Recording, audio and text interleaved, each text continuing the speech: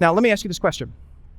As a parent, what do you think the most important thing is that you can do for your kids? What do you think it is? You might say, well, it's to spend more time with your kids. It may be to love them unconditionally. It may be what's really important to be consistent with boundaries and discipline. It may be to help them follow Jesus. And here's the thing, all those things are really, really good. But they're not the most important thing as a parent that you can do. The most important thing as a parent that you can do is probably something that you've never thought about before. Here's the most important thing that you can do as a parent. Create a God-centered goal statement. And when I say God-centered, it's because God has a goal for us as parents.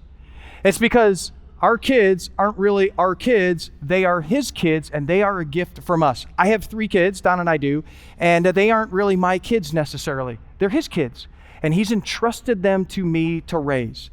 And then I say God-centered goal statement. If you want to have purpose in your parenting, then you need to clearly understand the purpose for parenting. Now, here's the interesting thing about this. For many of us, we go, well, I don't have a goal statement for parenting. I don't have a goal for that and all that stuff. Here's the thing. All of us do, whether you realize it or not. You just may not have stated it clearly. But it reveals itself in what we do or don't do as a parent. You know, it might be your goal is to just raise happy kids.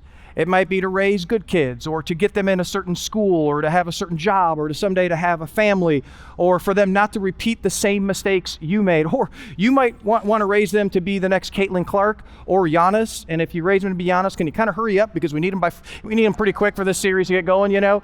It may be something along that line, but you already have a goal for your parenting. It's just not stated clearly. I can remember before Don and I became parents, this was recommended to us. And I remember just kind of bristling at it, going like, it's kind of stupid, you know? Why would we do that? And Donald was like, no, I think we should do it. And so we took some time and we crafted a goal statement. And let me just say this. It has been huge in our parenting. It is now the filter for what we did and do as parents, because it starts with the end in mind, and every decision that we make as a parent is aligned with, does it meet or does it move us in this direction? And so I'm going to share with you our goal statement, and then we're going to kind of talk about what that means moving forward. But here was our goal statement that we created for our kids. We want to raise our kids to follow Jesus and equip them to live on their own. Now, once again, I'll hear a lot of parents say, I just want my kids, I want my teenagers to decide on their own. And they don't want to come, and they'd rather do this. I love what Edward, Duke of Windsor, says about America. And he said this. He said, the thing that impresses me most about America is the way the parents obey their children. Are you leading your children, or are they leading you? It's normal for a teenager to push against that and all that stuff. But here's the thing, remember, we set the bar. And so you say, hey, this isn't what we do, this is who we are, and make it fun for them. Do something afterwards. Have good conversation with them.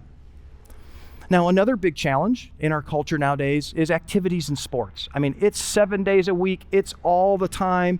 And I think for parents, I remember we felt this just a ton, especially when the kids were in elementary, middle school. I mean, the pressure is that as parents, we got to get them involved in everything. Otherwise, that's what everyone's doing, and we'll get left behind, and our kids they'll fall behind. Here's the thing. That's not true. Here's what Donna and I did. And this was really hard for us to do. We set boundaries. And the main boundary we set is this. We will only miss X number of Sundays every year due to activities. And some of you are like, but I pay a lot of money for that. That'll hurt their spot on their team. Do you know what will hurt more? By always choosing activities over their faith, you are sending a very clear message to them what they should value. And it's not God, and they will take that with them as they grow up into adults. Plus, here's the thing. Our kids need to see parents making countercultural decisions that are hard.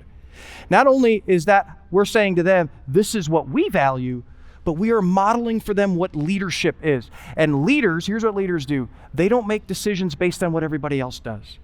They make decisions based on what's right and true, big picture.